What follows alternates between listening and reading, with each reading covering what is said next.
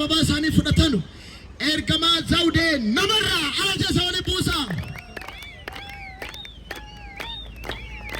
arga keessa walitti buusa akka keessa wali buusa faarfattuu bilisee karasa faarfattuu bilisee karasa faarfata Solomoon addunyaa qaalii dhagatiin koo jedhi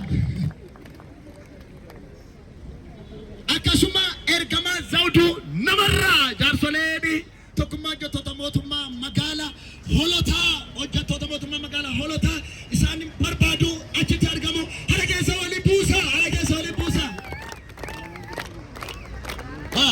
wow Yesuus barabaraan kan jiraate haa ta'u akkasuma nama nuti kabajnu walitti qabaa tokkummaa Oromiyaa gidduu keenya jiranii obbo Eebbisaa baga nagaan dhufte jedha welcome jedha Pastor Hambaan gidduu keenya jiru Pastor Gaaddisaa namoonni waaqas keessa jiru welcome jedhani asuma kallattumaanii akka tajaajiltoonni keenya dabareedhaan magaalaa kana eebbisanu gara isaaniitti maayikii hillaannaa ayyaana Waaqayyoo isiniif haa baay'atu.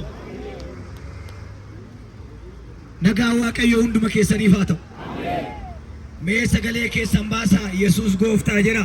Yesuus gooftaa. Kanannaa Waaqayyo nagaadhaan as nu fideera.